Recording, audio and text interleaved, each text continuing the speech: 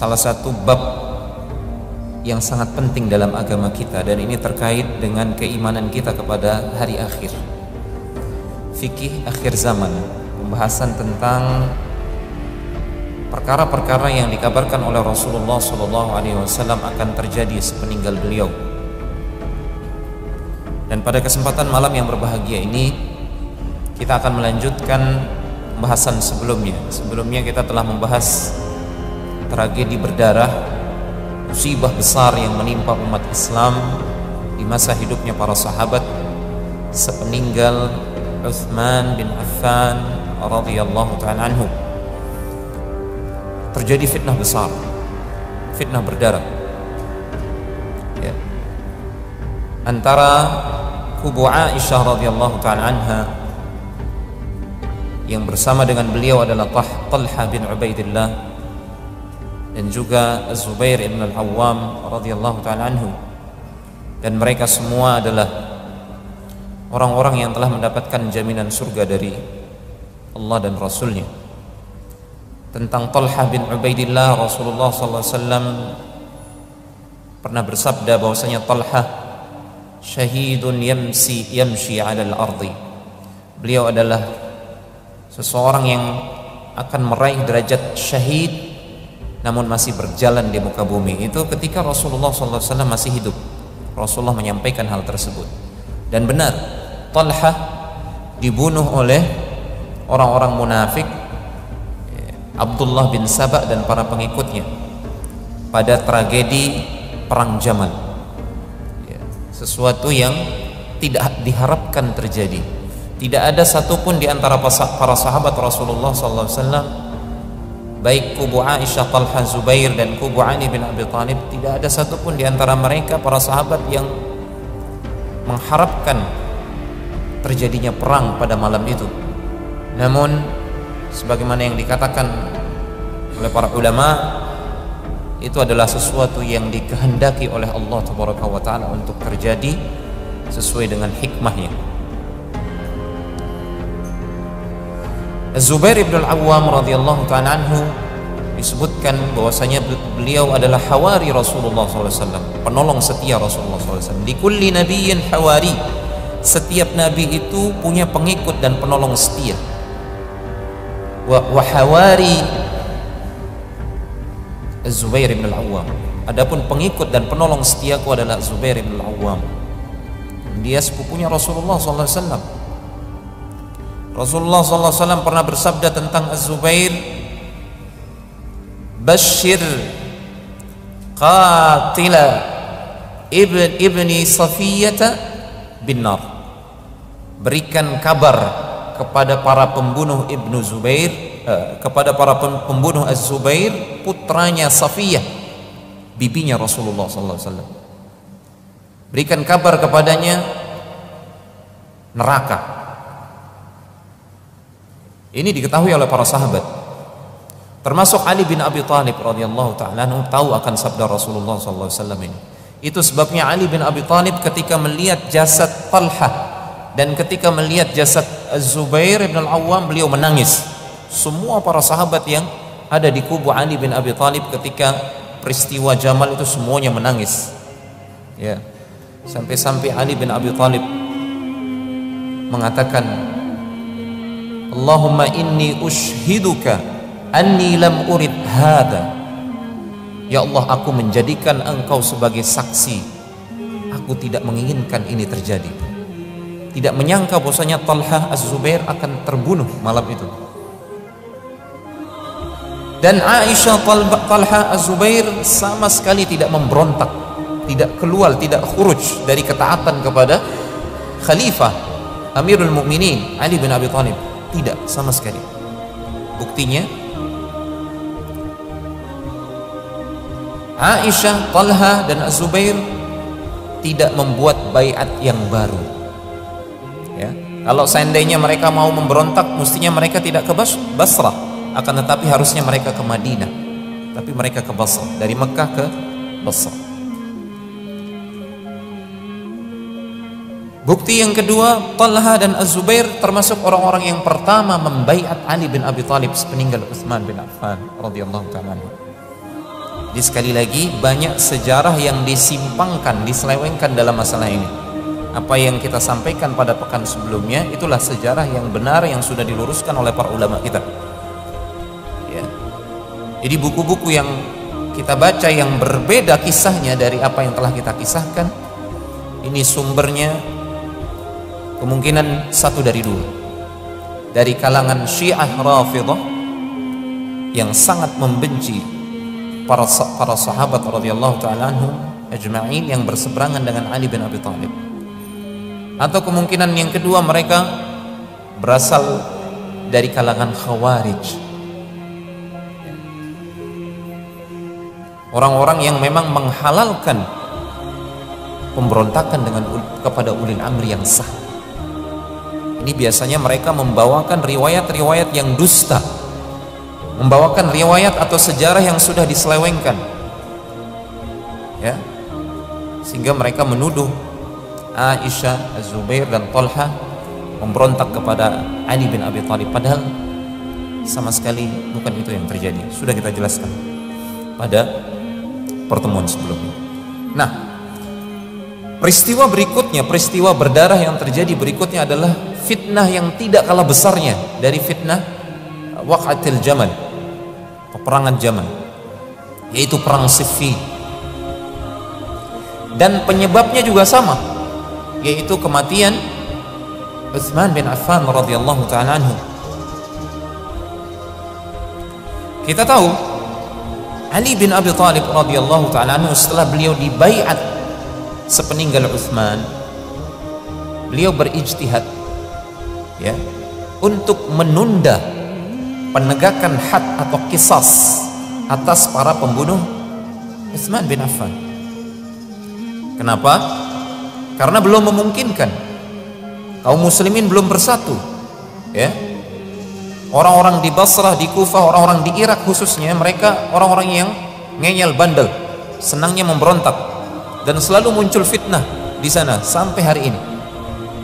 Daerah-daerah sekitar Irak dan Iran itu banyak muncul sekte-sekte sesat dan menyimpang di sana.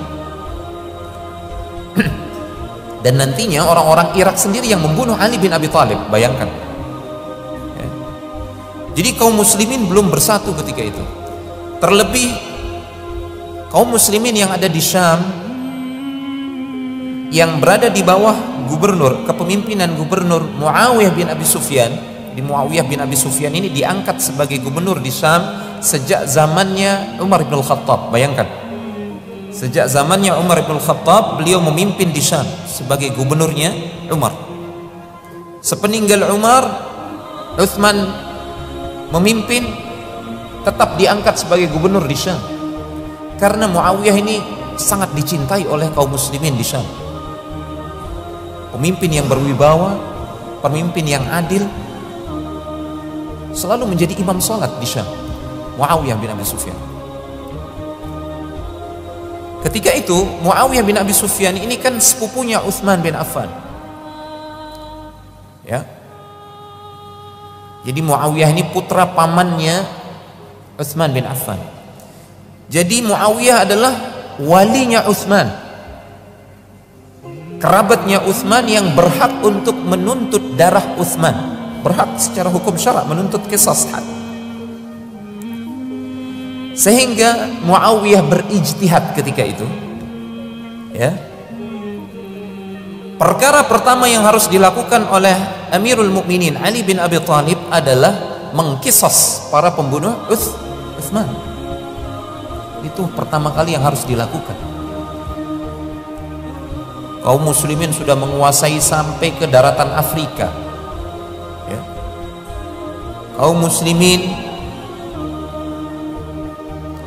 betapapun derajat dia, ya, sekalipun dia orang yang tidak terpandang, kalau dia terbunuh secara zalim maka berhak walinya untuk menuntut qisas.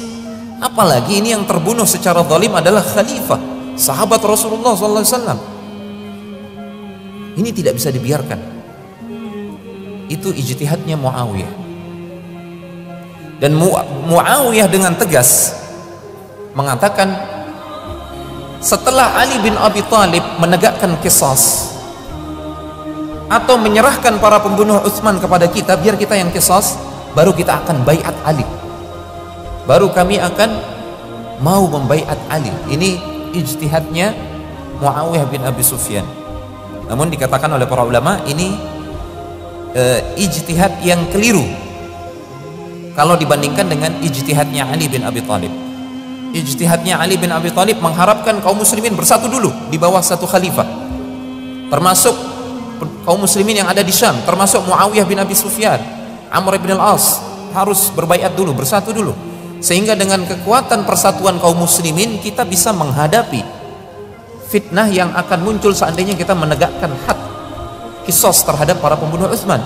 Kita tahu para pembunuh Utsman yang mengepung rumah Utsman itu saja diriwayatkan 600 sampai 700 orang. Belum lagi orang-orang yang mendukungnya itu 6 ribuan orang yang mendukung Utsman bin Affan untuk dimakzulkan, diturunkan secara paksa sampai dibunuh. Itu ijtihadnya Ali bin Abi Thalib. Ya. Kenapa Ali bin Abi Thalib berpendapat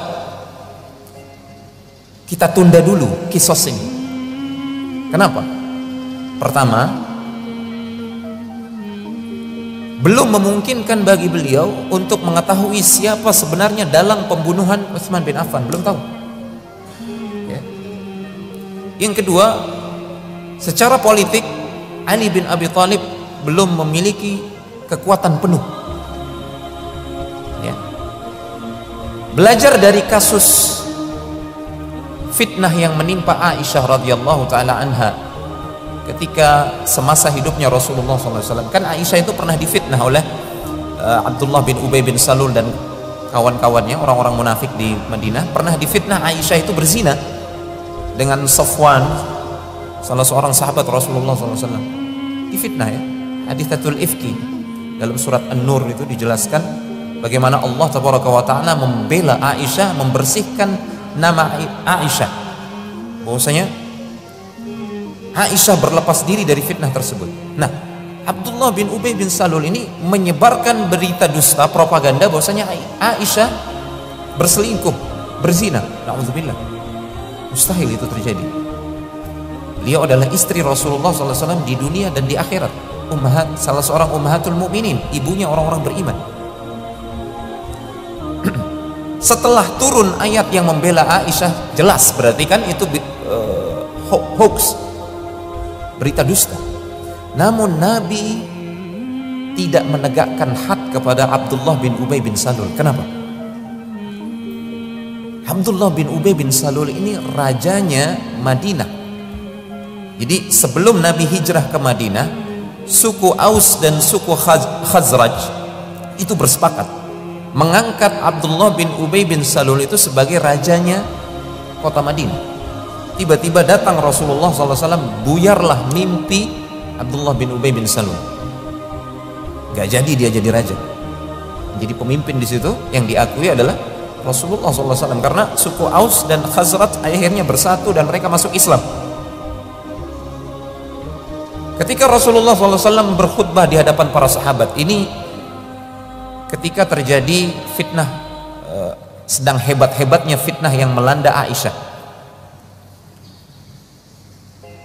Siapakah yang akan membantu aku terkait seorang laki-laki yang menyakiti keluargaku, kata Rasulullah SAW. Man ya'zuruni, ya, birajulin ada ahli baiti, ada ahla baiti.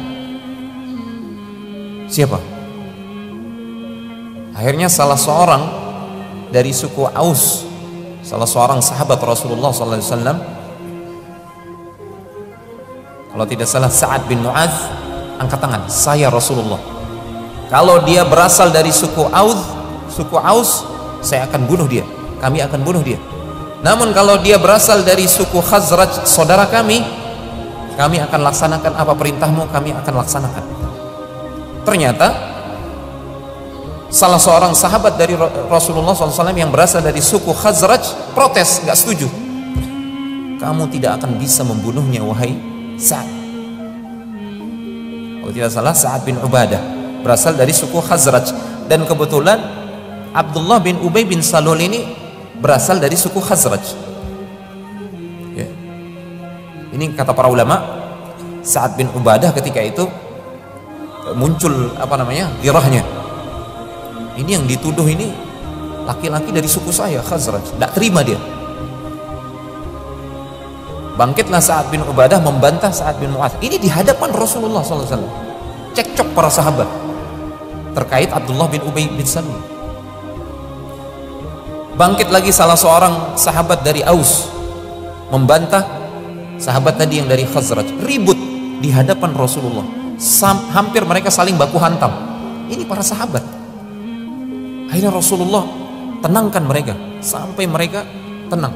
Para sahabat ini di masa hidup Rasulullah SAW berselisih pendapat terkait sikap kepada Abdullah bin Ubay bin Salul. Padahal dia tokoh munafik ini, tokoh munafik. Abdullah bin Ubay bin Salul. Namun masih ikut sholat apa segala macam. Tapi dia munafik.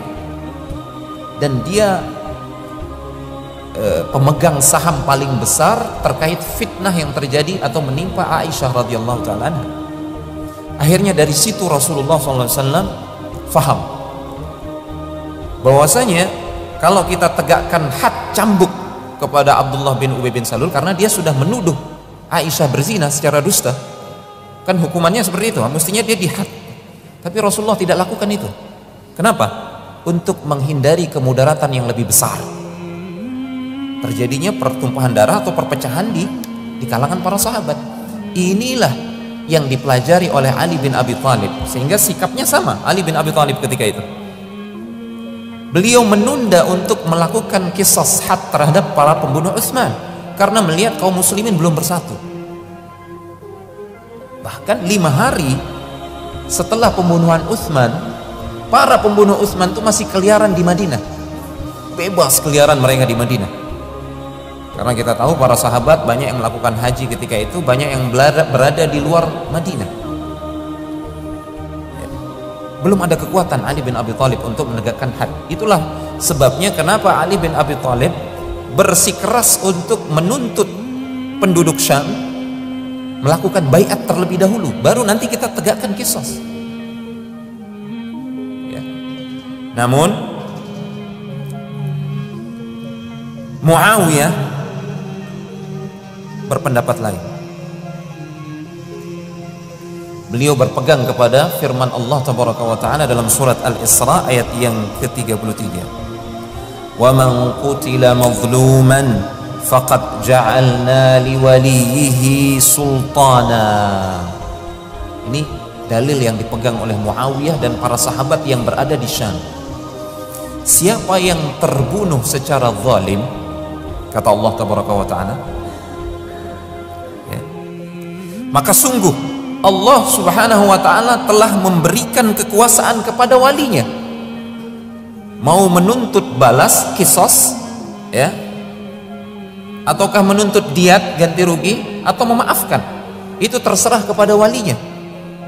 Dan wali Utsman siapa? Muawiyah bin Abi Sufyan. Ini yang dituntut oleh Muawiyah. Ayat ini firman Allah Tabaraka wa Ta'ala.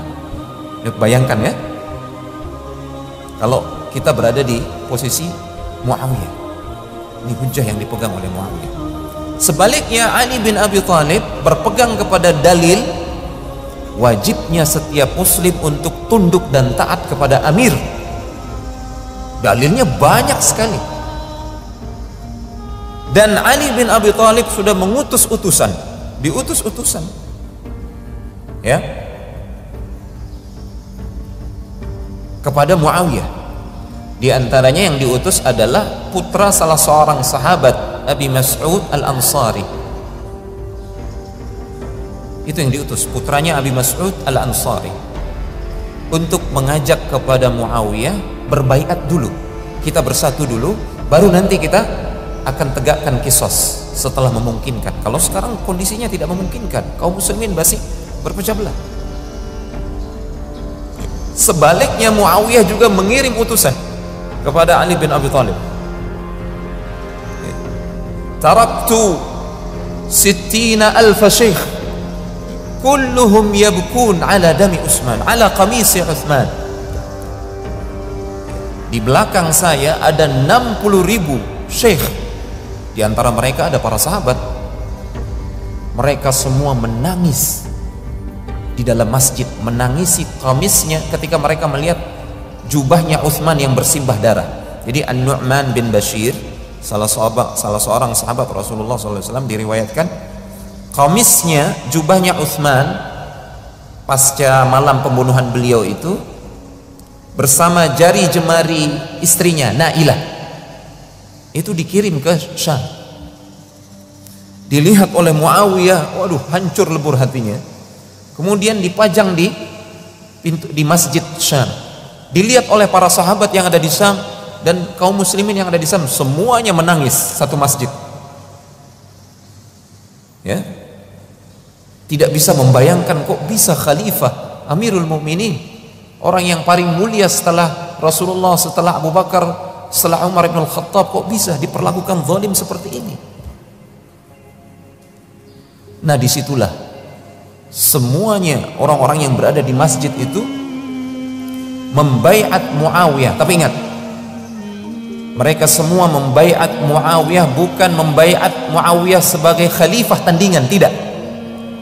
Ini hati-hati, karena sejarah terkait ini diselewengkan. Kaum muslimin yang ada di Syam, para sahabat yang ada di Syam, dan mereka rata-rata sudah senior, sudah tua para sahabat, sudah semakin sedikit para sahabat. Tidak seperti di zaman Abu Bakar As-Siddiq dan Umar, sudah semakin sedikit. Mereka semua membaiat Muawiyah dalam rangka menuntut darahnya Utsman, menuntut qisas, bukan membaiat sebagai khalifah. Ini prinsip Ahlus Sunnah. Karena Muawiyah faham betul yang lebih berhak terhadap kekhalifahan adalah Ali bin Abi Thalib. Dia sendiri yang mengatakan itu. Ada riwayatnya. Inni la adda'i anni ahaqqu minhu. Ini ucapan Muawiyah bin Abi Sufyan. Saya tidak mengklaim saya lebih berhak daripada Ali atas kekhalifahan, tidak. Saya hanya menuntut qisas atas pembunuhan yang terjadi secara zalim yang menimpa Utsman bin Affan, dan saya walinya. Saya berhak berdasarkan nas Al-Quran Al-Isra 33. Itu tuntutannya Muawiyah. Dan dia bersikeras untuk tidak mau membaiat Ali bin Abi Thalib kecuali kalau sudah dikisas pembunuhnya Utsman. Panjang ceritanya, ini saling kirim utusan. Saling kirim utusan. Setelah Ali bin Abi Thalib mengkisas, baru saya orang yang paling cepat akan membaiat Ali bin Abi Thalib, menyerahkan kepemimpinan kepada Ali bin Abi Thalib. Itu ungkapannya Muawiyah bin Abi Sufyan. Ya. Muawiyah bin Abi Sufyan mengakui keutamaan Ali bin Abi Thalib. Yahya bin Sulaiman Al-Ju'afi dalam kitabnya As-Siffin, beliau meriwayatkan sebuah riwayat dari Abu Muslim Al-Khawlani rahimahullahu ta'ala, dan riwayat ini sanadnya jayyid, bisa diterima, kuat sanadnya. Diriwayatkan bahwasanya Abu Muslim Al-Khawlani ini bertanya kepada Muawiyah sebelum terjadinya peperangan, anta tunazi'u Aliyan fil khilafah am anta mithluh? Wahai Muawiyah, engkau ini mau memberontak merebut kekhalifahan dari Ali, atau engkau ini mengklaim dirimu setara dengan Ali bin Abi Thalib dari sisi keutamaan, dari sisi as-sabqu fil Islam?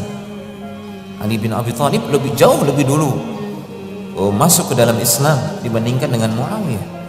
Apa jawaban Muawiyah? La unazi'uhu fil khilafah. Tidak, saya tidak memberontak, saya tidak sedang bersengketa dengan Ali dalam urusan kepemimpinan, tidak. Wa inni la a'lamu annahu afdalu minni, dan saya tahu betul, saya mengakui Ali bin Abi Thalib itu lebih afdal daripada saya. Ini diakui oleh Muawiyah bin Abi Sufyan radhiyallahu taala anhu. Wa huwa ahaqqu minni fil amr, dan dia lebih berhak atas kekhalifahan ini daripada saya. Itu saya akui, kata Muawiyah. Walakin alastum ta'lamun anna Uthmana qutila mazluman wa ana waliyuhu. Namun bukankah kalian sudah tahu sendiri, Uthman terbunuh secara zalim dan saya ini walinya. Atlubu min damih, saya menuntut balas, menuntut qisas atas darah Uthman bin Affan radhiyallahu ta'ala. Namun ungkapan Muawiyah ini akhirnya disampaikan kepada Ali bin Abi Thalib. Ali bin Abi Thalib ketika itu berada di Kufah, Muawiyah berada di Syam. Ya. Apa kata Ali bin Abi Thalib?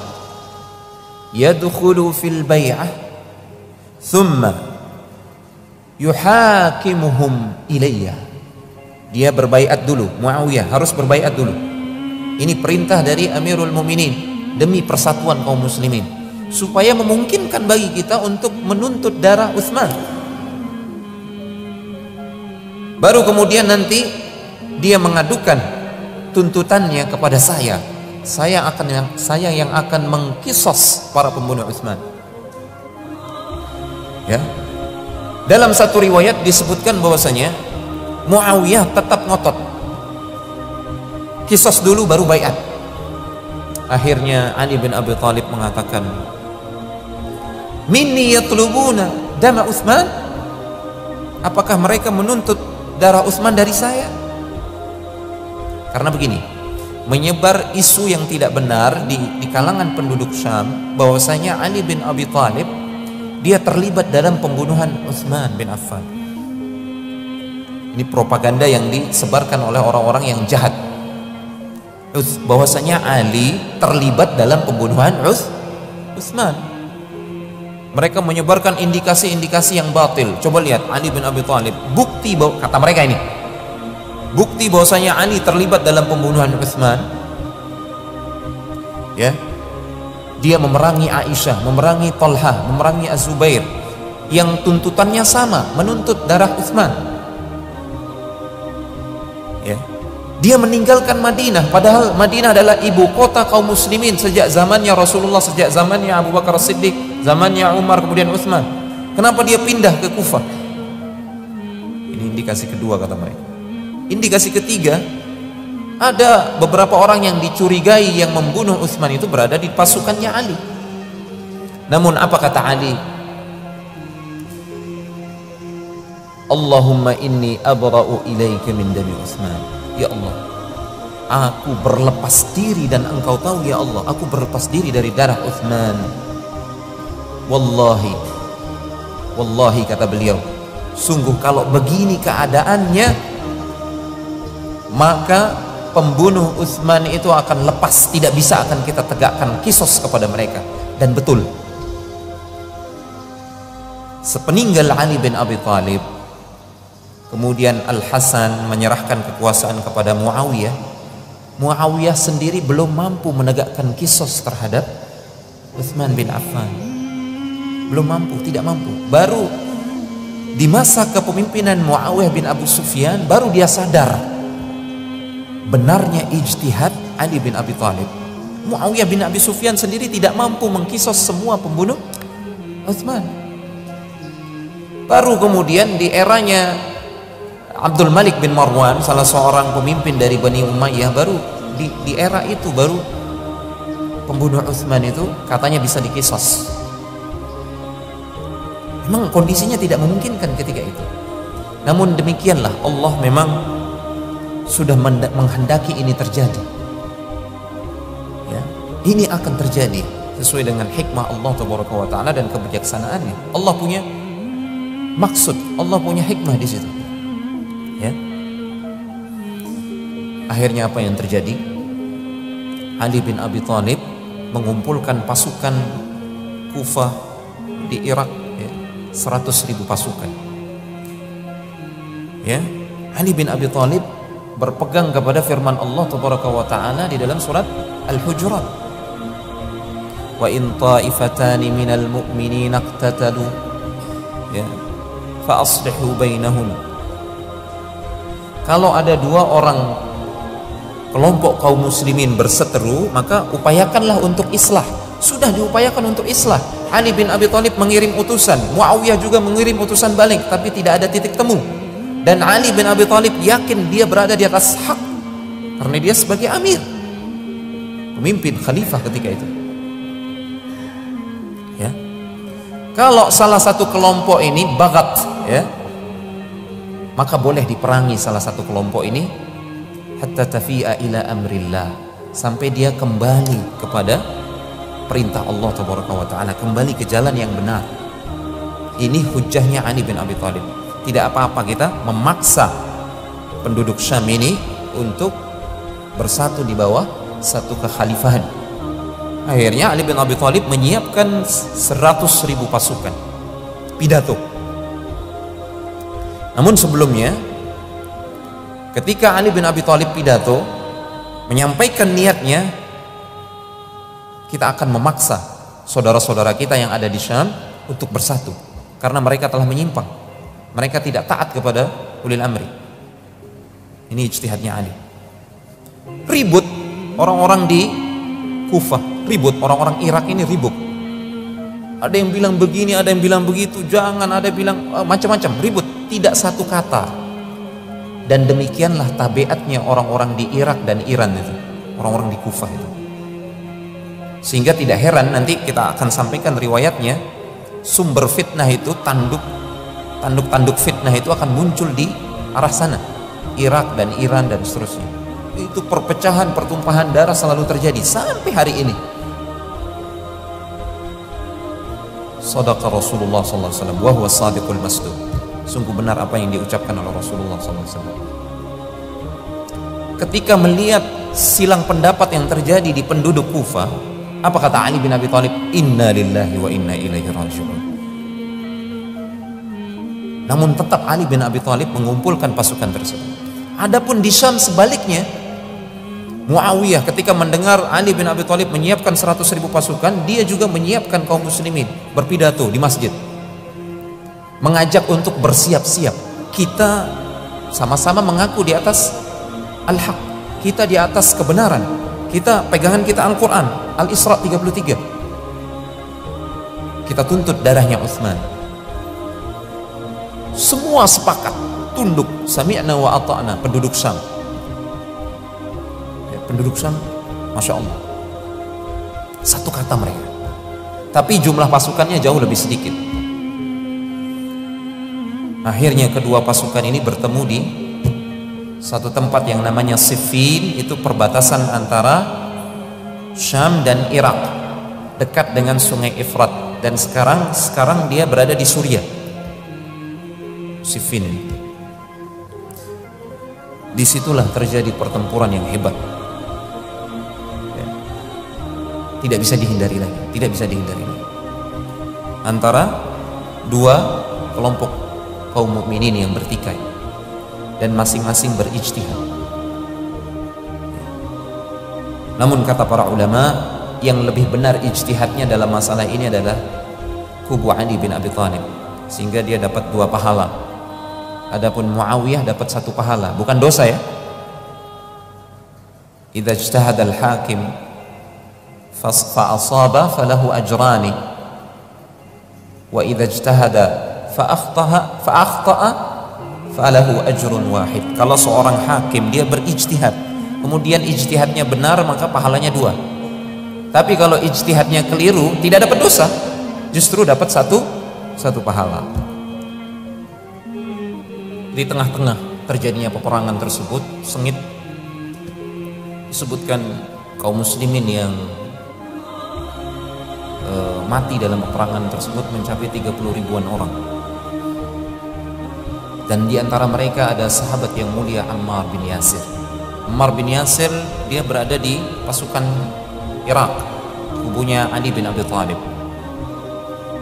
Di tengah-tengah peperangan ada seorang prajurit dari pasukannya Ali bin Abi Thalib, dia teriak, kafara ahlus Syam, kafara ahlus Syam. Orang-orang dari Syam sudah kafir karena menolak untuk taat kepada ulil amri, justru memerangi ulil amri. Ammar bin Yasir yang juga berada di pasukannya Ali bin Abi Thalib mengatakan, la bal innahum qaumun maftunun baghaw alaina fa alaina an nuqatilahum hatta tafi'a ila amrillah. Tidak, mereka saudara-saudara kita, orang-orang beriman. Mereka tidak kafir. Mereka hanya orang-orang yang terfitnah, berbuat melampaui batas kepada kita, tidak mau taat kepada Amir Ali bin Abi Thalib maksudnya, dan kita berhak untuk memerangi mereka sampai mereka mau kembali kepada yang benar. Ini fikihnya dan ini benar, hak yang diungkapkan oleh Ammar bin Yasir. Namun qaddarallah ma syaa fa'ala, Ammar bin Yasir termasuk salah seorang sahabat Rasulullah SAW yang menjadi korban di perang Siffin. Dan di sini kita akan menyebutkan beberapa nubuat Rasulullah SAW terkait perang Siffin. Sekali lagi, kajian kita tentang fikih akhir zaman ini akan banyak menyebutkan nubuat Rasulullah SAW, berita-berita yang Rasulullah SAW sampaikan semasa hidup beliau terkait apa yang akan terjadi sepeninggal beliau, berupa fitnah-fitnah, ya, yang itu menunjukkan kebenaran sabda beliau, kebenaran risalah yang beliau bawa, kebenaran bahwasanya beliau benar-benar mendapatkan wahyu dari Allah Tabaraka wa Ta'ala. Sehingga dengan itu kita wajib mengimani semua kabar dari beliau tentang kejadian-kejadian di akhir zaman yang belum terjadi, ya. Kalau yang sudah terjadi itu benar-benar terjadi sesuai dengan yang disabdakan Rasulullah SAW, seharusnya itu menjadikan kita beriman dan tambah yakin terkait segala kabar dari Rasulullah SAW tentang perkara akhir zaman yang belum terjadi, dan dia pasti akan terjadi sebagaimana sabda Rasulullah SAW. Itu tujuan kita menyebutkan nubuat Rasulullah SAW dalam peristiwa-peristiwa sejarah ini, ya. Nubuat beliau yang pertama ini diriwayatkan oleh Imam Al-Bukhari dari sahabat Abu Hurairah radhiyallahu ta'ala anhu.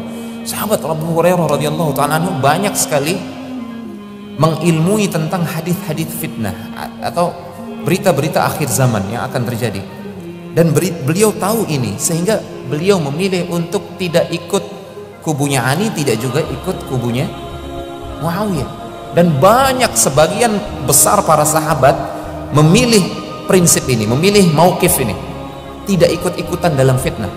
Di antara mereka adalah Abu Hurairah, karena dia punya ilmu. Itu pentingnya ilmu tentang fitnah ini.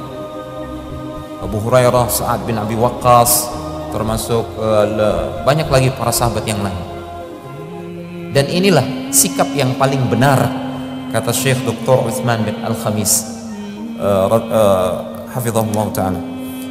Riwayat yang pertama dari Al-Bukhari dari sahabat Abu Hurairah radhiyallahu ta'ala anhu, Rasulullah SAW pernah bersabda, la taqumus sa'atu hatta yaqtatila fi'atani fayakunu bainahuma maqtalatun 'azimatun da'wahuma wahidah. Tidak akan terjadi hari kiamat sampai terjadinya pertikaian, pertempuran antara dua kubu kaum muslimin, bertikai. Akan terjadi peperangan yang besar sekali, dahsyat. Padahal seruan mereka satu.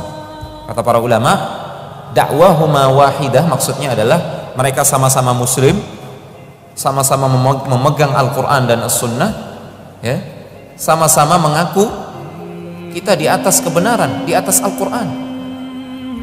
Itu maksudnya dakwahumah wahidah. Dan hadis ini sahih, diriwayatkan oleh Imam Al-Bukhari.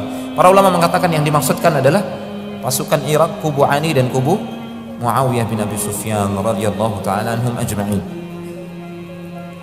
Kemudian terkait Ammar bin Yasir, ini juga ada nubuat Rasulullah SAW, ya. An Ikrimah qala li Ibnu Abbas radhiyallahu ta'ala anhuma wa li ibnihi Ali. Jadi Ibnu Abbas punya murid namanya Ikrimah, punya anak namanya Ali bin Abdullah bin Abbas. Ibnu Abbas berkata kepada Ikrimah, muridnya ini dan putranya Ali, intalaqa ila Abi Sa'id Al-Khudri, pergilah kalian kepada Abu Sa'id Al-Khudri, salah seorang sahabat Rasulullah SAW. Fasma'a min hadithihi, tuntutlah ilmu hadis dari Abu Sa'id Al-Khudri, dengarkan hadis-hadis dari Abu Sa'id Al-Khudri. Padahal Abdullah ibnu Abbas, para ulama sepakat Abdullah ibnu Abbas lebih alim, lebih berilmu daripada Abu Sa'id Al-Khudri. Namun tetap dia menyuruh kedua anaknya dan muridnya Ikrimah untuk menuntut ilmu kepada sahabat yang lain. Allahu Akbar. Fa idza huwa fi ha'itin yuslihuhu. Ternyata kami dapati, ini Ikrimah dan Ali mengatakan, ternyata kami dapati Abu Sa'id Al-Khudri sedang bekerja di kebunnya. Ini para sahabatnya, tawadhu.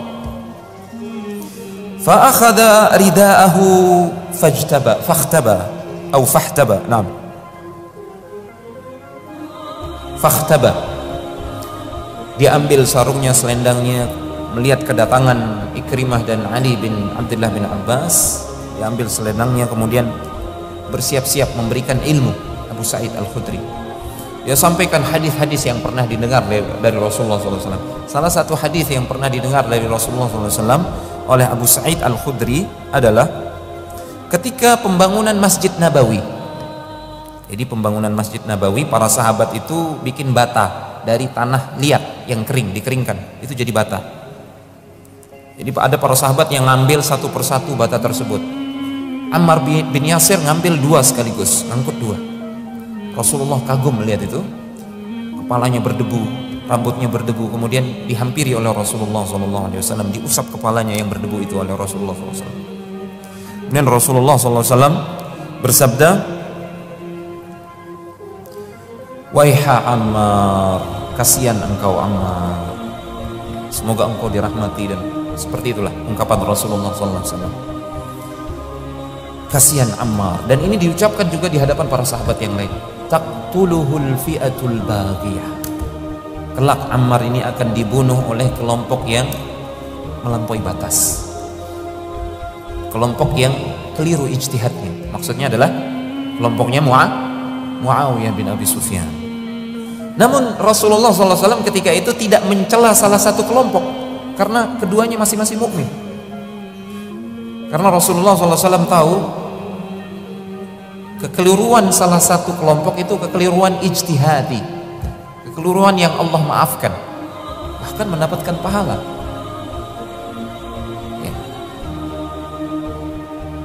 Waiha Ammar taqtuluhul fi'atul baghiyah. Kasihan Ammar, nanti kelak dia akan dibunuh oleh kelompok yang al-baghiyah itu yang melampaui batas, yang berlaku zalim. Namun Nabi hanya berucap sampai di situ, tidak mencela salah satu kubu. Ya.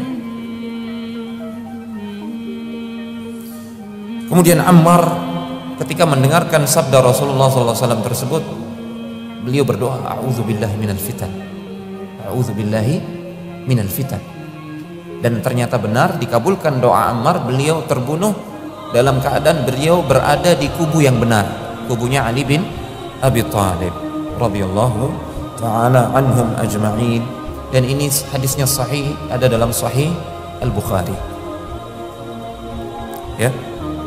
Kemudian yang terakhir terkait nubuwah Rasulullah SAW ini, Imam Muslim rahimahullah ta'ala dalam sahihnya meriwayatkan dari sahabat Sa'ad bin Abi Waqqas, lagi-lagi sahabat Rasulullah SAW yang tidak ikut-ikutan ke dalam fitnah karena punya ilmu. Sa'ad bin Abi Waqqas ini sama seperti Abdullah bin Umar, sama seperti Abu Hurairah, sama seperti Hudzaifah bin Yaman dan sebagian para sahabat yang lain, tidak ikut-ikutan, tidak ikutan kubunya Ali, tidak ikut kubunya Muawiyah, apalagi tidak. Sa'ad bin Abi Waqqas meriwayatkan ya, terkait sabda Rasulullah SAW.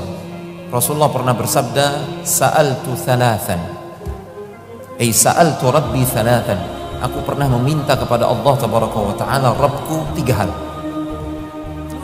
Fa'atani ithnataini atau fa'atani thintaini wa mana'ani wahidatan.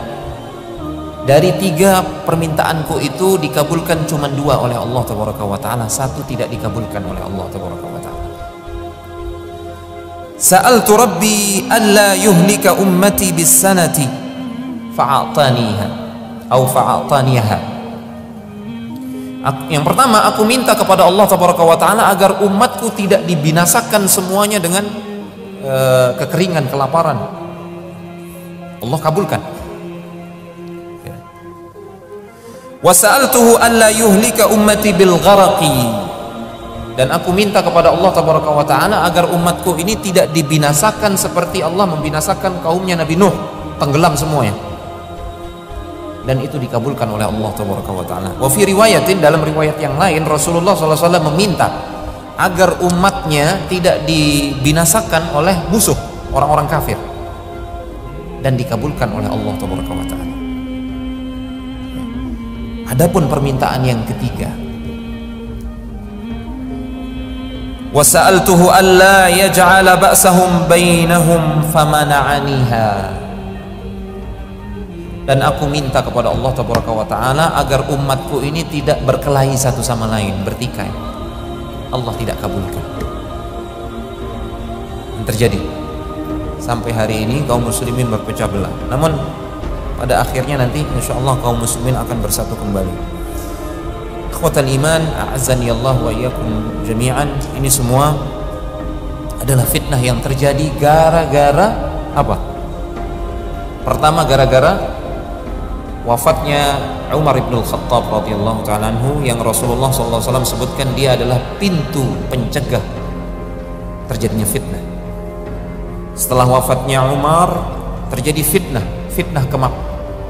dunia, fitnah kemakmuran selama 12 tahun. Kaum muslimin melimpah ruah kemakmuran luar biasa di zamannya Utsman. Puncaknya karena biasa fitnah kemakmuran, fitnah kekayaan itu pasti menimbulkan iri hati, dengki, ya, hasad dan seterusnya. Akhirnya puncaknya terjadinya pembunuhan Utsman. Gara-gara pembunuhan Utsman ini terjadi perang Jamal, terjadi kemudian perang Siffin, dan insya Allah pada pertemuan berikutnya kita akan sampaikan kisah tentang perang Nahrawan. Ini satu penyebabnya, gara-gara perang Siffin juga. Jadi dari perang Siffin ini akan muncul lagi fitnah yang lebih yang tidak kalah besarnya, dan sampai saat ini kita masih merasakan fitnahnya. Fitnah kemunculan pertama kali kaum Khawarij.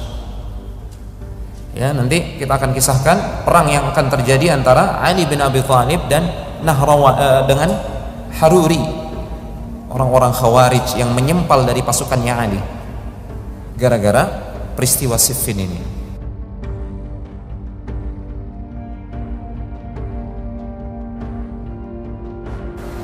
Apa yang terjadi pasca syahidnya 2 sahabat Rasulullah SAW yang mulia, yang telah dijamin mendapatkan surga, Umar ibn al-Khattab radhiyallahu ta'ala anhu dan Utsman ibn Affan radhiyallahu ta'ala anhu.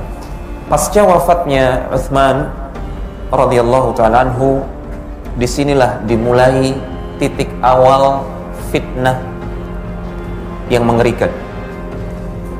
Fitnah yang disebutkan dalam hadis Hudzaifah. Fitnah itu datang silih berganti ibarat gelombang di lautan. Pasca wafatnya pintu penjegal fitnah, siapa? Umar ibn al-Khattab radhiyallahu ta'ala anhu. Semenjak wafatnya Umar ibn al-Khattab radhiyallahu ta'ala anhu, dimulailah fitnah yang menimpa umat itu. Diawali dengan fitnah harta, fitnah kemakmuran. Fitnah kemakmuran ini memunculkan fitnah kedengkian, hasad. Fitnah kedengkian ini yang kemudian memunculkan fitnah perlawanan kepada ulil amri yang sah. Ya, padahal Nabi sudah mewasiatkan, usikum bitaqwallahi was-sam'i wat-ta'ah, mendengar dan taat kepada pemimpin kaum muslimin. Akhirnya terjadi fitnah besar, terbunuhnya Utsman bin Affan radhiyallahu ta'ala pada tahun 35 Hijriah di bulan Haji. Beliau terbunuh secara zalim. Fitnah yang besar ini mendatangkan gelombang fitnah yang tidak kalah besar berikutnya. Apa yang terjadi pasca wafatnya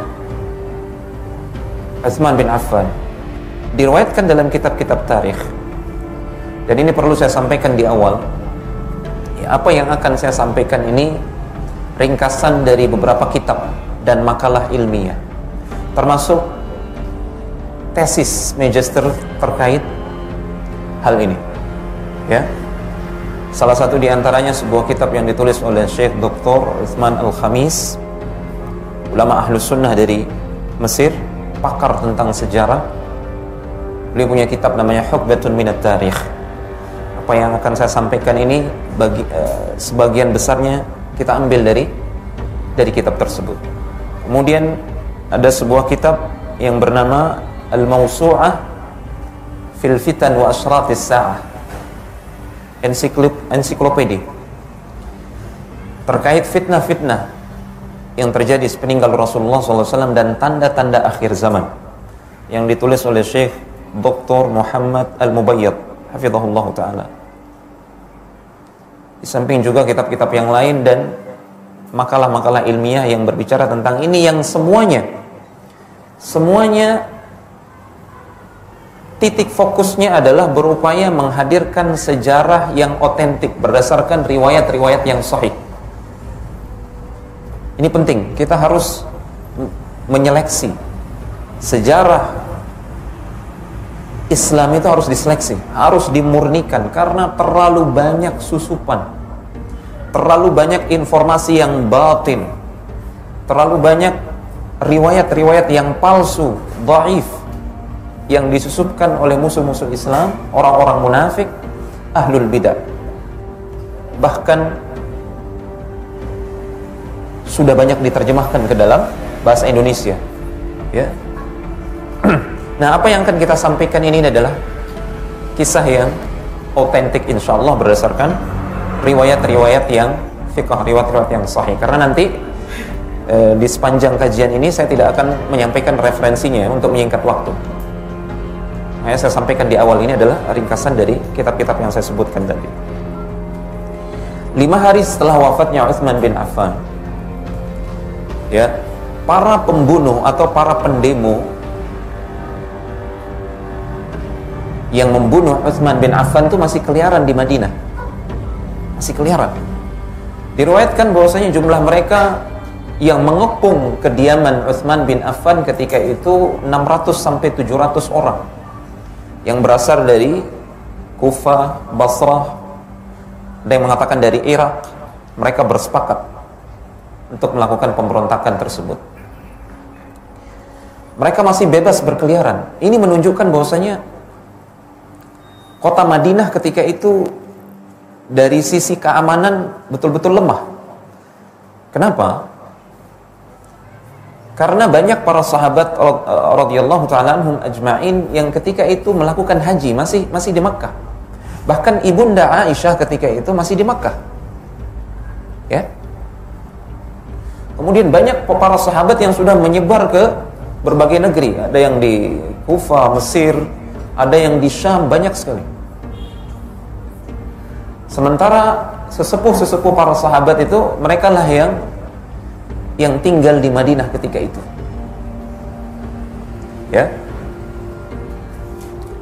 Yang kedua, siapa yang membunuh atau menikam Utsman bin Affan sebenarnya belum jelas juga siapa pelaku utamanya. Ya.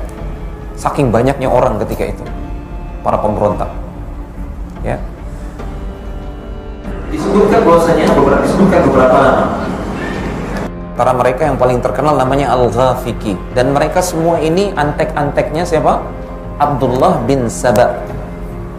Abdullah bin Saba laki-laki kulit hitam yang beragama Yahudi yang pura-pura masuk Islam, yang memfitnah ke semua negeri kaum muslimin, menebarkan kebencian kepada Utsman bin Affan, yang menyebarkan isu bahwasanya Ali bin Abi Thalib menulis surat, Aisyah menulis surat agar kita melengsarkan Utsman, padahal itu adalah berita palsu. Ali bin Abi Thalib radhiyallahu ta'ala anhu, apalagi Aisyah, sama sekali tidak pernah menulis surat ajakan tersebut. Jadi kondisi Madinah ketika itu belum stabil. Namun kibar sahabat sepakat untuk membaiat Ali bin Abi Thalib, karena tidak ada yang paling berhak untuk menjadi khalifah sepeninggal Utsman bin Affan selain Ali bin Abi Thalib. Semua sahabat sepakat ini. Ya. Ali menerima pembaiatan tersebut karena beliau merasa fardu ain bagi beliau untuk menerima pembaiatan tersebut. Ya, fardu ain. Dan subhanallah, termasuk yang membaiat beliau ketika itu adalah dua orang sahabat Rasulullah SAW yang dijamin surga, Talhah bin Ubaidillah dan Az-Zubair ibn al-Awwam. Talhah bin Ubaidillah, Zubair ibn al-Awwam. Zubair ibn al-Awwam bahkan dia adalah suami dari Asma binti Abi Bakar. Jadi dia ini menantunya Abu Bakar As-Siddiq, Az-Zubair ibn al-Awwam. Dan dia adalah putra dari siapa? Bibinya Rasulullah SAW, Safiyah, sepupu dekat Rasulullah SAW, Zubair bin al-Awwam. Aisyah radhiyallahu ta'ala anha ketika ditanya beliau, sampai kabar bahwasanya Utsman terbunuh, orang-orang bertanya kepada Aisyah, siapa yang kita baiat? Ali bin Abi Thalib, kata Aisyah tanpa keraguan. Ali, baiat Ali menjadi pemimpin. Jadi sekali lagi, ternyata Aisyah, Talha dan Az-Zubair sepakat bahwasanya Ali bin Abi Thalib yang paling berhak menjadi pemimpin. Kemudian sahabat Rasulullah SAW yang mulia An-Nu'man bin Bashir, beliau mengirimkan gamis, ya, baju gamis yang dikenakan oleh Utsman bin Affan ketika beliau dibunuh, masih bersimbah darah. Termasuk juga jari jemari istri beliau Nailah yang ketika itu dia dilindungi suaminya tapi disabet oleh pedang para pemberontak, itu akhirnya putus jari jemarinya. Ini dikirim oleh An-Nu'man bin Bashir ke Syam, karena di situ ada gubernurnya Utsman bin Affan, sahabat Rasulullah SAW yang mulia, siapa? Muawiyah bin Abi Sufyan. Muawiyah bin Abi Sufyan. Muawiyah bin Abi Sufyan ini dia pemimpin yang sangat dicintai oleh rakyat Syam. Lama dia jadi gubernur di situ, ya. Disebutkan semenjak eranya Umar bin Khattab radhiyallahu ta'ala, berlanjut kemudian jadi gubernur di eranya Utsman bin Affan. Dan Muawiyah bin Abi Sufyan ini adalah putra pamannya Utsman bin Affan, sehingga Muawiyah bin Abi Sufyan menjadi orang yang paling berhak untuk menuntut qisas, had. Ya, tahu qisas ya, had ya, karena dia adalah wali dari Utsman. Ketika melihat pakaian yang bersimbah darah dan jari jemari Nailah istrinya Utsman bin Affan, hancur lebur hatinya Muawiyah, sedih. Dan kemudian pakaian tersebut digantung di masjid di Damaskus di Syam. Semua para sahabat sesepuh yang ada di Syam ketika itu, ketika melihat ini pakaiannya Utsman, semuanya menangis satu masjid. Semuanya menangis satu masjid. Ya, bayangkan, Khalifah Amirul Mukminin yang kekuasaannya sampai ke jantung Afrika, sampai ke jantung Afrika, tewas terbunuh secara zalim di rumahnya. Ini nggak bisa diterima, tidak bisa diterima. Kita bisa hancurkan Romawi Persia, Islam sampai masuk ke negaranya orang-orang Majusi, bahkan sampai ke jantung Afrika. Terus sekarang pemimpin kita terbunuh secara zalim di rumahnya. Ini tidak bisa diterima. Apa yang terjadi ketika itu? Semua penduduk Syam sepakat satu kata, membaiat Muawiyah. Bukan membaiat sebagai khalifah. Catat ini, karena sejarah banyak diselewengkan terkait hal ini. Penduduk Syam membaiat Muawiyah bukan sebagai khalifah, apalagi sebagai khalifah tandingan bagi Ali. Tidak. Sejarah yang benar mengatakan bahwasanya penduduk Syam satu kata membaiat Muawiyah ketika itu untuk menuntut darahnya Utsman, menuntut qisas. Wa man qutila mazluman ja'alnahu liwalihi sultana. Allah berfirman di dalam Al-Quran, siapa yang terbunuh secara zalim, jangankan Amirul Mukminin, muslim biasa, dia terbunuh secara zalim, Allah katakan kami jadikan bagi walinya kekuasaan untuk menuntut qisas atau menuntut ganti rugi dia, atau memaafkan, terserah kepada walinya. Ini luar biasanya hukum Islam, ya. Kemudian apa yang terjadi di Madinah dan di Mekah? Sekali lagi saya katakan, ijtihad dari Muawiyah adalah kita akan memberikan baiat kepada Amirul Mukminin Ali bin Abi Thalib, namun setelah beliau menegakkan qisas. Itu tuntutannya Syam. Apa yang terjadi di Madinah dan di Mekah? Ternyata sebagian sahabat Rasulullah SAW yang membaiat Ali memiliki ijtihad yang sama dengan Muawiyah. Hal pertama yang harus dilakukan oleh Amirul Mukminin Ali bin Abi Thalib adalah menegakkan qisas, had. Karena jika tidak, mereka berpikir, maka nanti di kemudian hari begitu gampangnya orang akan memberontak dan melengsarkan pemimpinnya, membunuh pemimpin kaum muslimin. Harus segera sekarang ini ditegakkan hak, supaya orang jangan macam-macam nanti di kemudian hari kepada pemimpinnya gitu. Itu ijtihadnya. Di antara mereka adalah Aisyah radhiyallahu taala anha, dan ijtihadnya Talha bin Ubaidillah yang membaiat Ali, dan ijtihadnya Zubair bin Al-Awwam yang juga membaiat Ali bin Abi Thalib. 2 hari setelah pembaiatan, Talha bin Ubaidillah dan Zubair bin Al-Awwam masuk bertemu dengan Ali. Ya Amirul Mukminin, kami memandang engkau harus sesegera mungkin untuk menegakkan qisas dan had. Harus segera.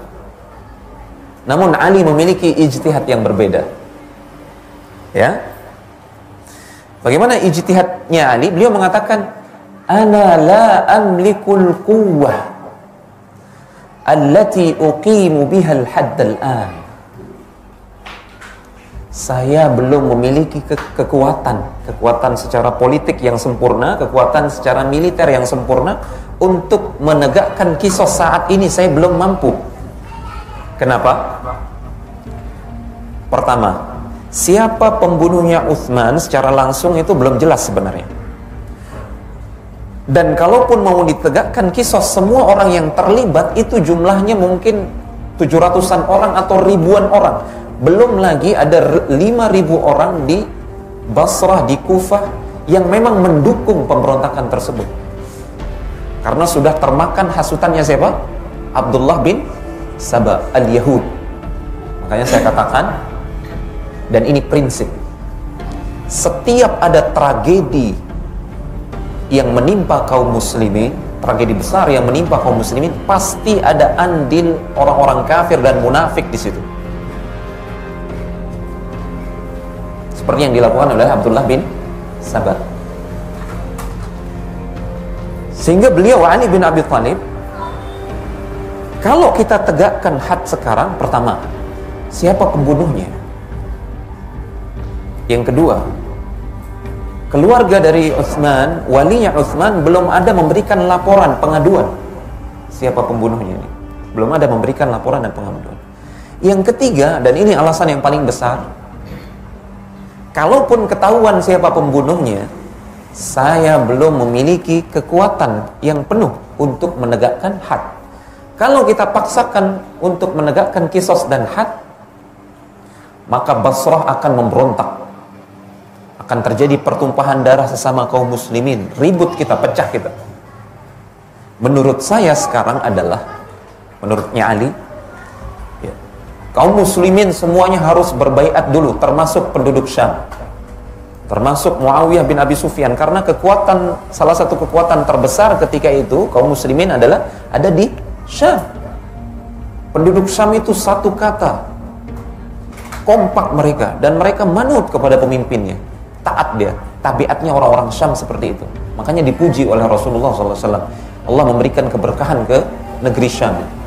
Beda dengan Irak, Kufah, Basrah itu sampai sekarang ribut, ya kan?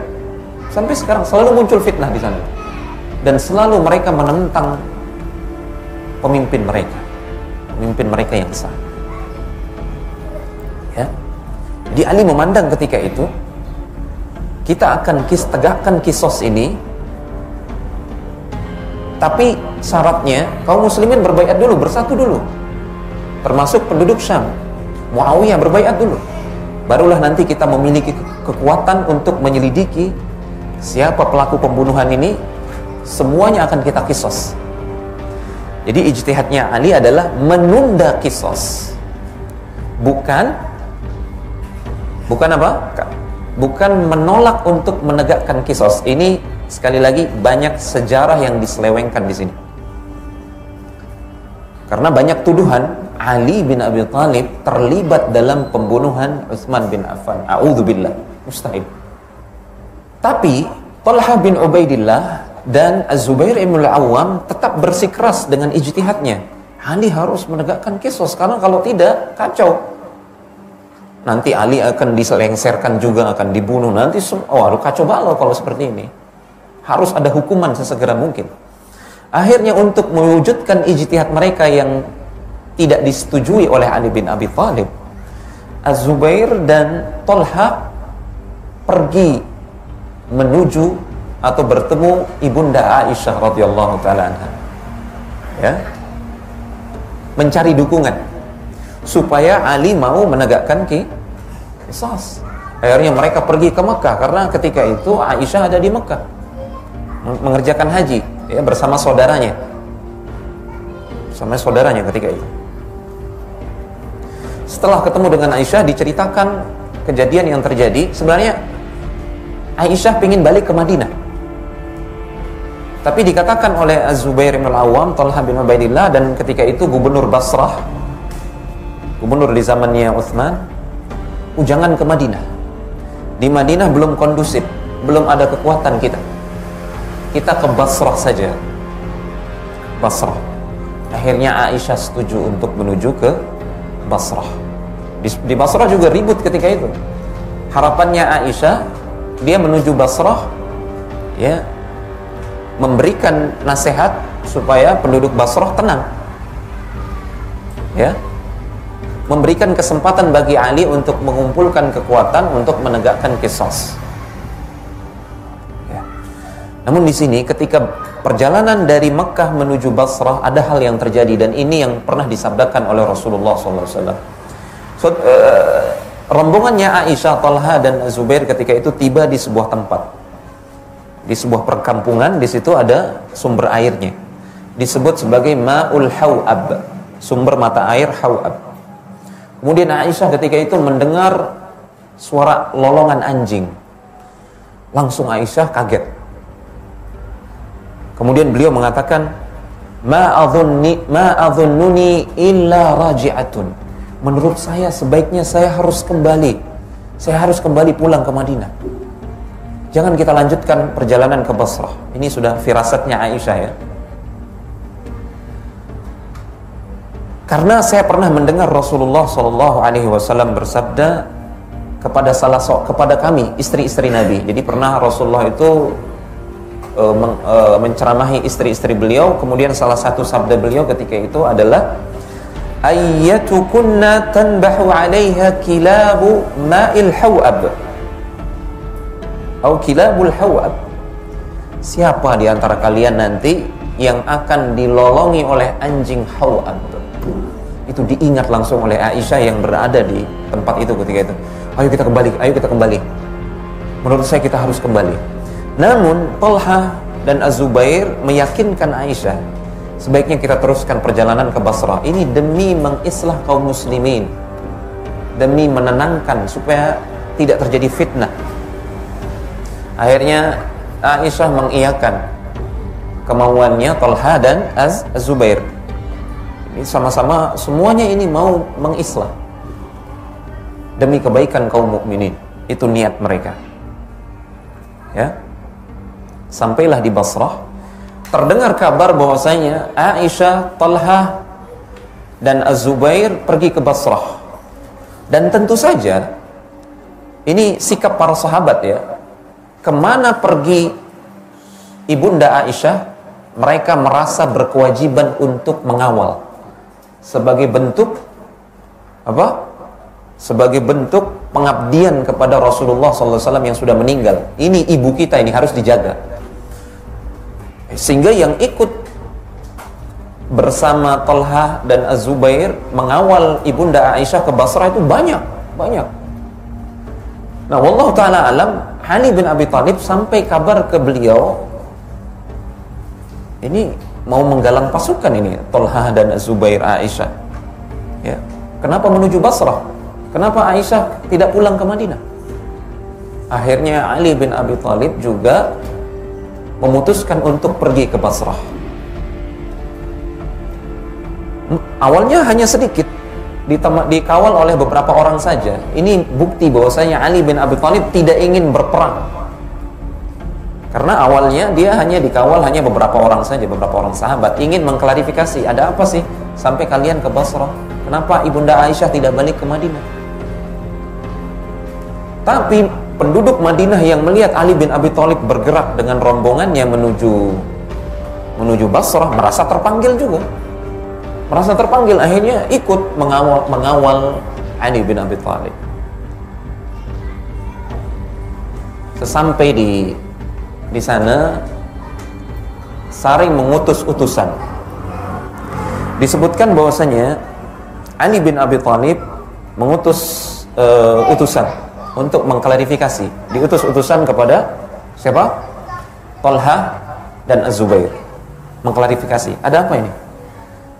Talha kembali menyebutkan niatnya, kami ingin Amirul Mukminin menegakkan qisas dan had.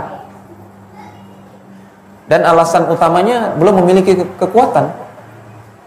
Ya.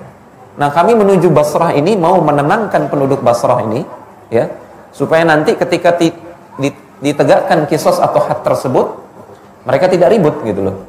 Bisa difahami ya? Ngotot Talha dan Az-Zubair dengan ijtihadnya tersebut. Dijelaskan ijtihadnya Ali bin Abi Thalib.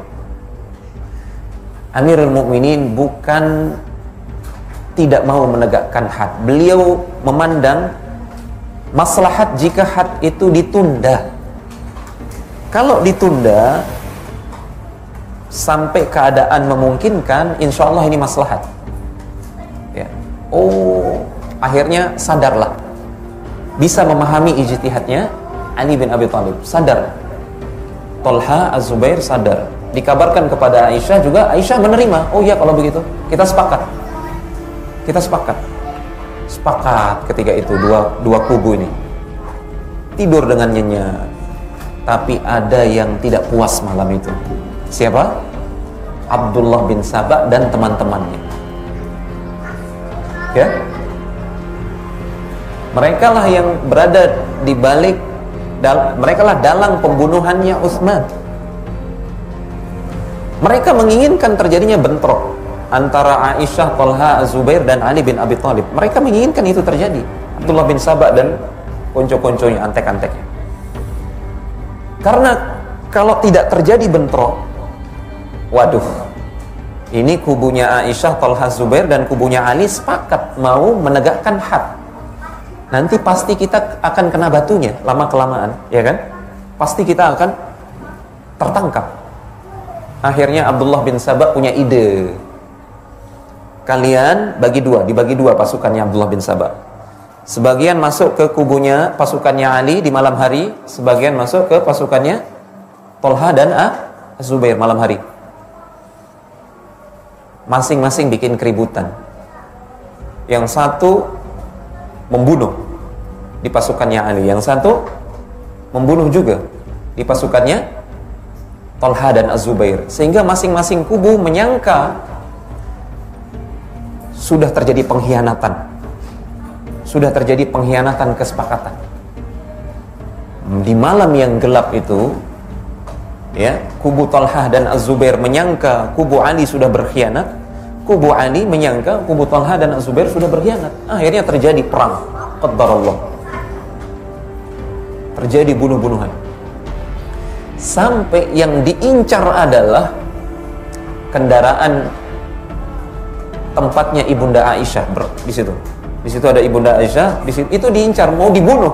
Aisyah radhiyallahu taala mau dibunuh oleh mereka. Namun lebih dulu terbit waktu subuh, waktu fajar, ya. Disitulah kemudian setelah semua saling lihat korban di kedua belah pihak, dan terhentilah perang tersebut. Rasulullah SAW juga pernah bersabda, ya, tentang kejadian ini. Ayyatukunna sahibatul jamalil adbab. Siapa di antara kalian, wahai istri-istri Nabi, ya, wahai istri-istriku, ini kata Nabi, ya, siapa di antara kalian yang kelak akan menunggang unta yang lebat bulunya? Dan kebetulan ketika itu Aisyah sedang menunggang unta yang lebat sekali bulunya. Takhruju hatta tanbahu hakilabul hawab. Dia keluar sampai dia mendengar lolongan anjing di perkampungan Hawab. Yaqtulu an yaminiha wa an shimaliha atau yuqtalu an yaminiha wa an shimaliha qatla katsira. Banyak di sekitarnya, di samping kanannya, di samping kirinya banyak terjadi pembunuhan. Karena ketika itu Aisyah ini jadi sasaran untuk dibunuh. Namun dikawal, dilapisi gitu, dijaga. Nah, pengawal-pengawalnya ini banyak yang terbunuh. Hampir-hampir Aisyah juga terbunuh. Wa tanju min ba'di ma kadat. Namun dia selamat setelah hampir-hampir saja dia akan terbunuh. Dan terbukti itu terjadi ketika malam tersebut. Makanya disebut sebagai tragedi Jamal.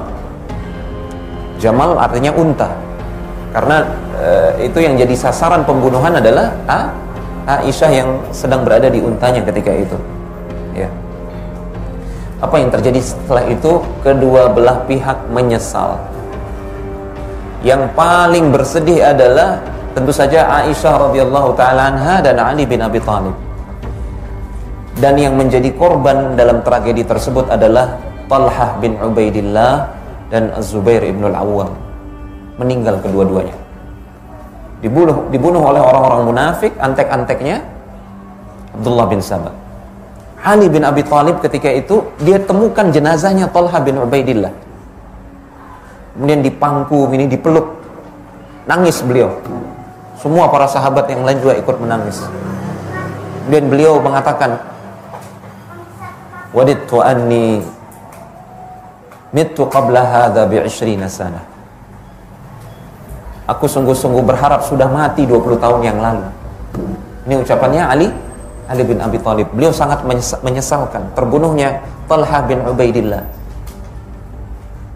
ya, seorang sahabat Rasulullah SAW yang dijamin surga. Kemudian Az-Zubair ibn al-Awwam juga terbunuh ketika itu, ya. Rasulullah SAW pernah bersabda, "Bashir qatalata ibni Safiyyah bin nar." Berikan kabar gembira kepada pembunuhnya Az-Zubair, putranya Safiyyah, bibinya Rasulullah SAW. Berikan kabar gembira, dia akan dapat neraka. Ini jaminan neraka buat pembunuhnya Az-Zubair, yang kita tahu dia adalah antek-anteknya Abdullah bin Sabah. Jadi menyesal. Dan di sini ada nubuat Rasulullah SAW. Suatu ketika Rasulullah SAW bersama Ali bin Abi Thalib. Kemudian ada Aisyah lewat. Rasulullah melihat Aisyah, kemudian melihat kepada Ali bin Abi Thalib. Kemudian Rasulullah bersabda kepada Ali, ya, sayakunu bainaka wa bainaha amrun sya'nun. Akan terjadi kelak antara engkau dan dia permasalahan. Engkau akan bersengketa dengannya. Kaget Ali bin Abi Thalib. Ada ya Rasulullah SAW? Saya Rasulullah SAW akan ada permasalahan dengan ibunda Aisyah? Iya. Na'am. Idzan ana ashqahum. Kalau begitu saya pasti celaka wahai Rasulullah SAW. La, tidak. Walakin, kata Rasulullah SAW, kalau itu terjadi, fardudha ila ma'maniha. Kalau itu terjadi, maka perlakukan dia dengan baik, kembalikan dia ke rumahnya, ke tempatnya dengan aman. Ini sabda Rasulullah SAW kepada Ali. Idza kana dzalika, jika itu terjadi, pertikaian tersebut terjadi kelak, kembalikan dia, perlakukan dia dengan baik, kembalikan dia dengan aman. Dan itulah yang ditunaikan oleh Ali bin Abi Thalib. Beliau menunaikan wasiat Rasulullah SAW. Beliau siapkan perbekalannya Aisyah untuk kembali ke Madinah. Disiapkan perbekalannya. Kemudian dikawal dia. Diperintahkan saudaranya Aisyah menjadi mahram untuk menemani sampai Madinah. Ada yang mengatakan beliau ke Mekah dulu baru ke Madinah. Dan semenjak saat itu, setiap kali Aisyah mengingat peristiwa Jamal ini selalu nangis dia. Dan semenjak saat itu beliau tidak pernah keluar lagi dari Madinah sampai beliau diwafatkan oleh Allah Subhanahu wa taala.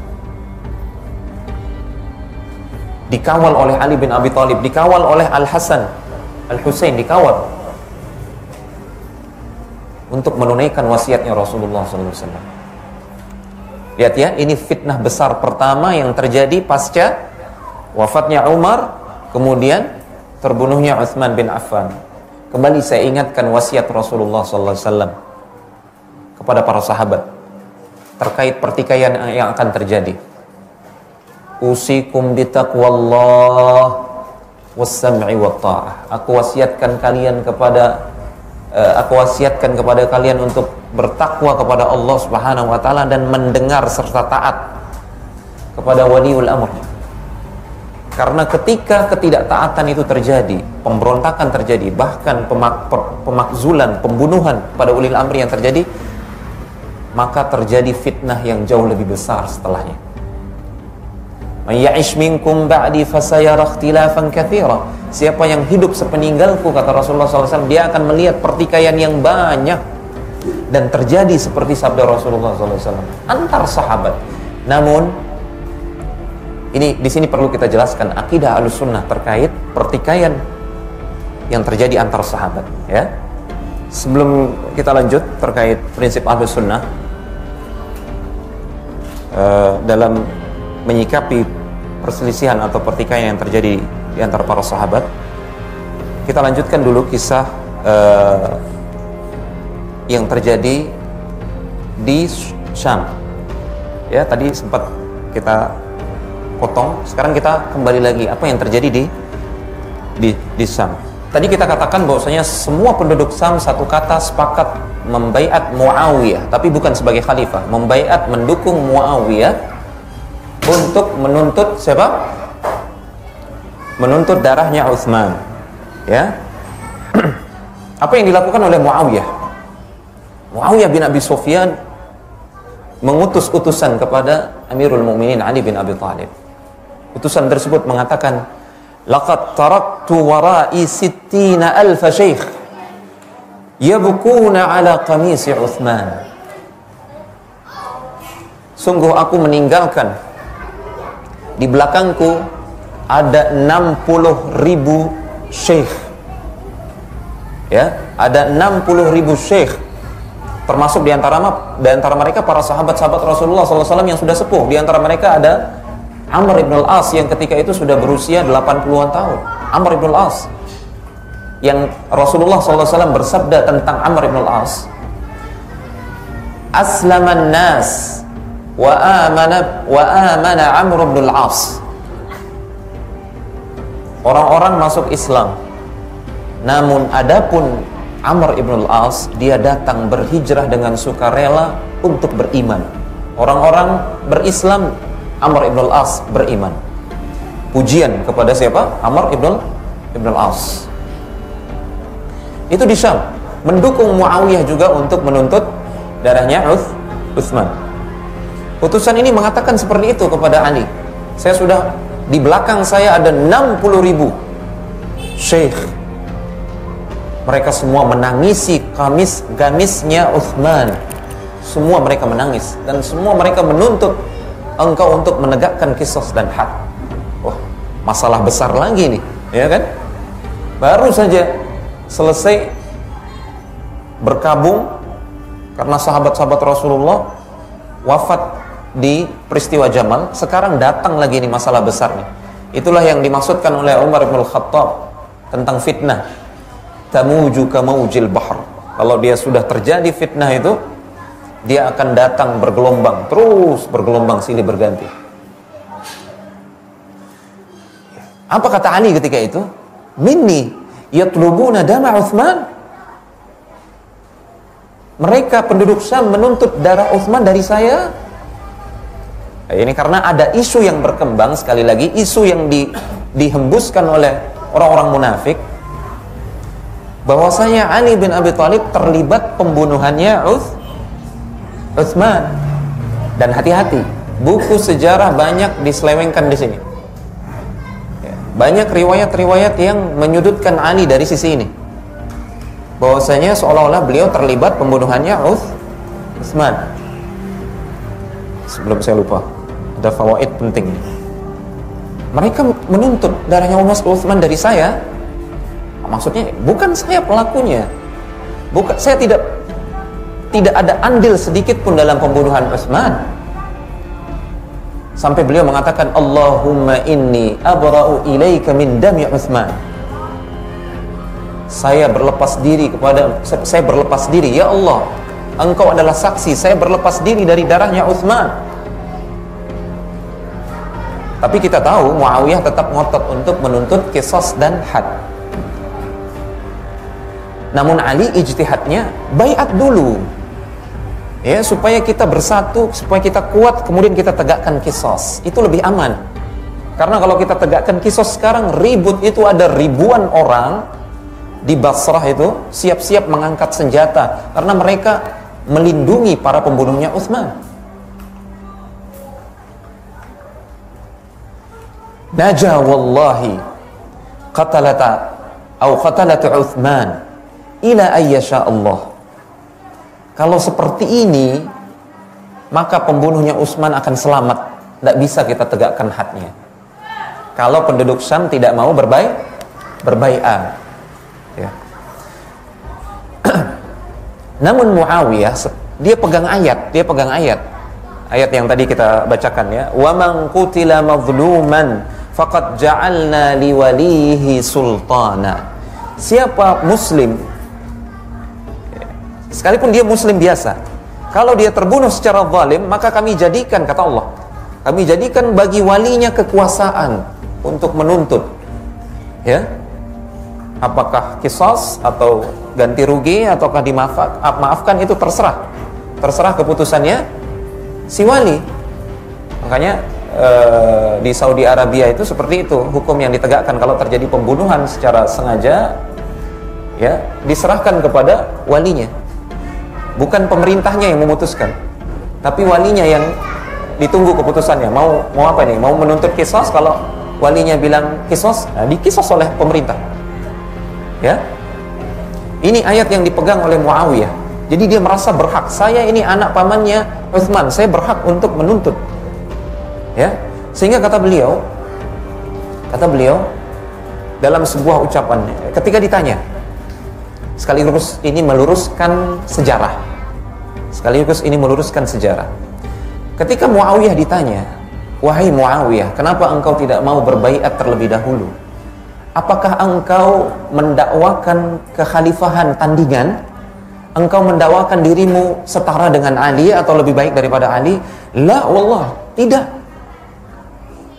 Lastu adda'i annani afdalu minhu fi hadzal amr. Saya tidak mengklaim diri saya lebih baik, lebih utama untuk memegang kekhalifahan ini daripada Ali. Tidak. Ali saya akui dia lebih baik daripada saya. Itu ungkapannya siapa? Muawiyah.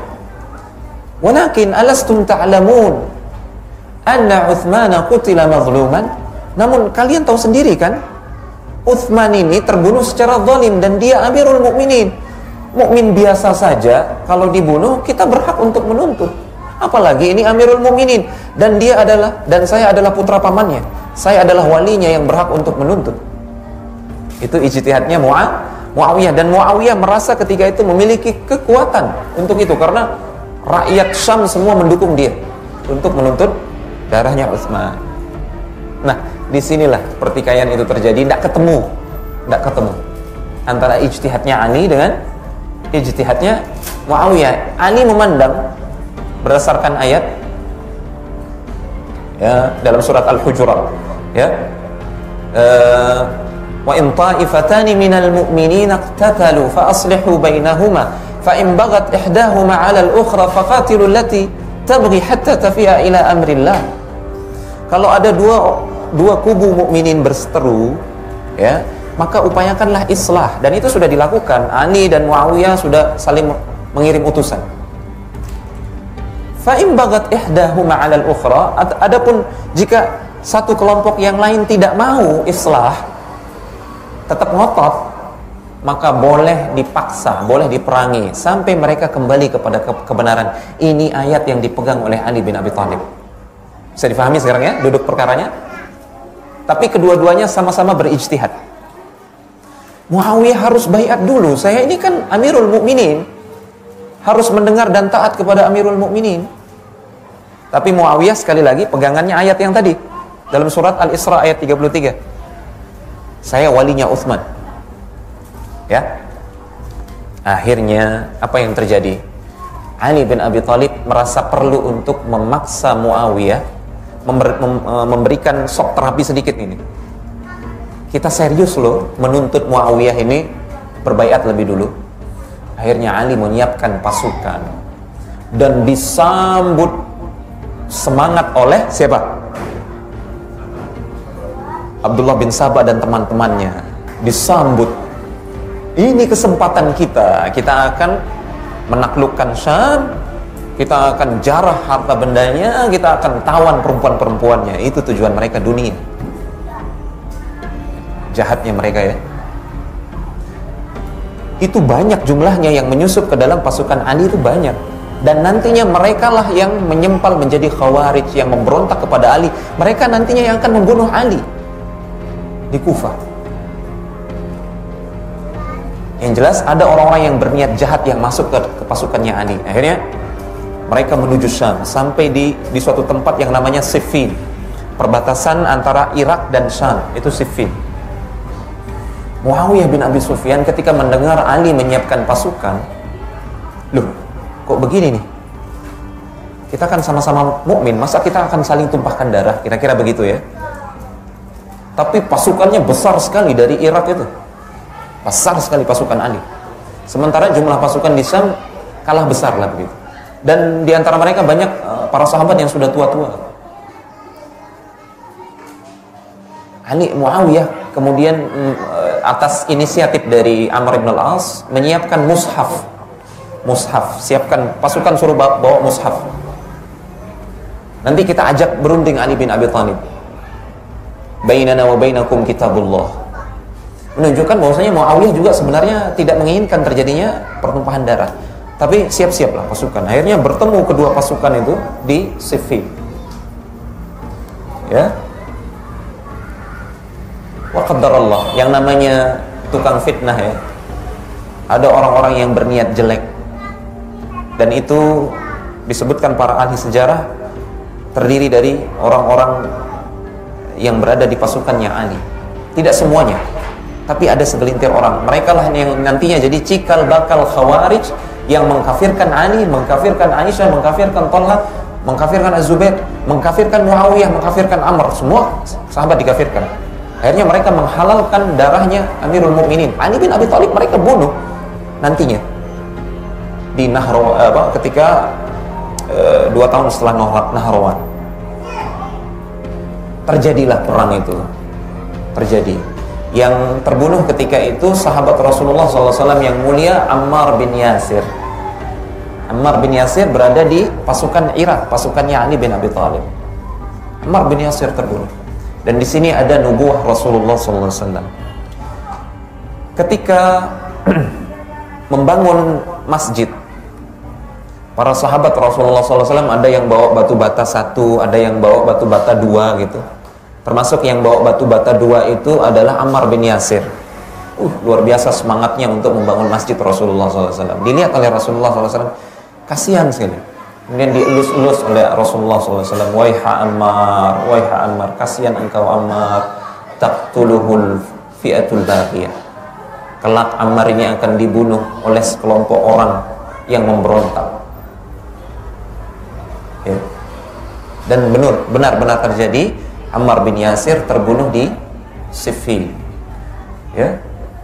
Namun Muawiyah dan Amr bin al-As juga merasa menyesali terbunuhnya Ammar bin Yasir. Sahabat Rasulullah SAW. Ya. Kemudian kerugian yang besar jelas terjadi. Di tengah-tengah berkecamuknya peperangan tersebut, akhirnya pasukan Syam mengangkat pedangnya, mengangkat tombaknya, yang kemudian kebetulan mushaf-mushafnya diikat gitu di atas tombaknya. Bainana wa bainakum kitabullah, bainana wa bainakum kitabullah. Ada Al-Quran di antara kami dan kalian. Ayo kita berunding, ayo kita bersatu, ayo kita menemukan titik temu berdasarkan hukum Al-Quran. Mendengar ajakan tersebut, Ali bin Abi Thalib ya, langsung menyambut. Naam, ya. Ayo kita berhukum dengan kitabullah. Karena seharusnya itu yang kita lakukan. Dan itu terjadi, ya, ajakan tahkim berhukum dengan kitabullah itu terjadi ketika pasukan Ali selangkah lagi akan menang, akan menghabisi pasukan Syam. Ya, ini menunjukkan bahwasanya Ali sebenarnya tidak ingin pertumpahan darah juga, ya kan? Tidak ingin membantai pasukan Syam, tidak. Kenapa? Karena kalau tujuannya semata-mata ingin mencaplok Syam, ingin membantai penduduk Syam, ngapain mau berhukum dengan kitabullah? Sebentar lagi mau menang, ya kan? Sebentar lagi mau menang. Akhirnya Ali menerima ajakan tersebut. Ya, kita berhukum dengan hukum Allah. Akhirnya terhentilah peperangan tersebut. Nah, di sini ada yang kecewa, ada yang marah. Siapa yang marah? Kecewa? Segelintir orang di pasukannya Ali bin Abi Thalib yang niatnya memang ingin berlaku buruk terhadap penduduk Syam. Ingin dunia sebenarnya mereka itu. Nah, mereka lah yang kemudian menyempal dari pasukannya Ali. Kemudian mereka menuju suatu kampung yang namanya Harura. Sehingga mereka disebut sebagai kaum Haruriyah, Khawarij. Mereka kemudian mengatakan, la hukma illa lillah. Tidak ada hukum kecuali hukum Allah Tabaraka wa Ta'ala. Ali sudah kafir. Dia bilang begitu. Ali bin Abi Thalib dikafirkan. Sahabat Rasulullah SAW yang dijamin surga. Kalau Ali kafir, lantas mereka beriman begitu? A'udzubillah. Kenapa mereka mengkafirkan Ali? Ya gara-gara tidak jadi menumpas pasukan Syam. Nggak kesampaian nafsu mereka untuk menguasai perbendaharaan Syam. Itu nggak kesampaian.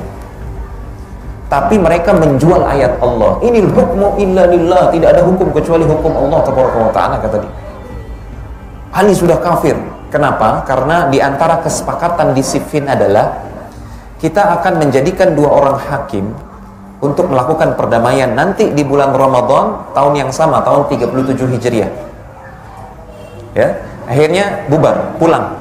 Pasukannya Muawiyah kembali ke Syam, pasukannya Ali kembali ke Irak.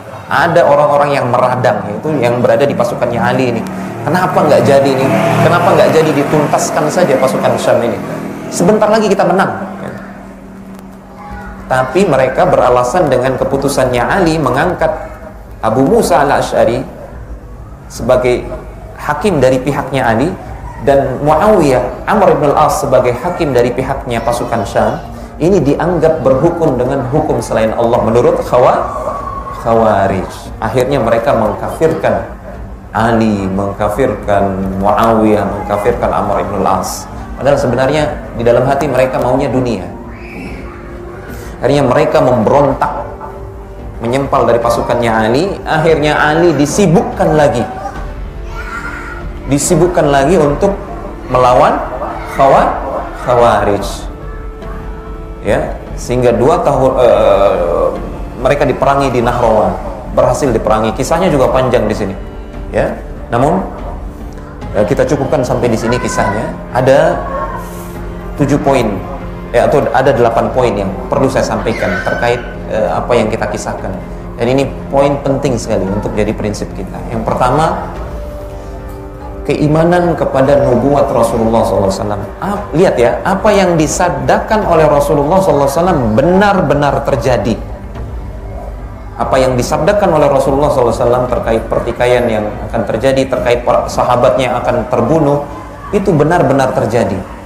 Umar akan terbunuh syahid, Utsman akan terbunuh syahid, benar-benar terjadi. Aisyah akan dilolongi oleh anjing di Hauab, benar-benar terjadi.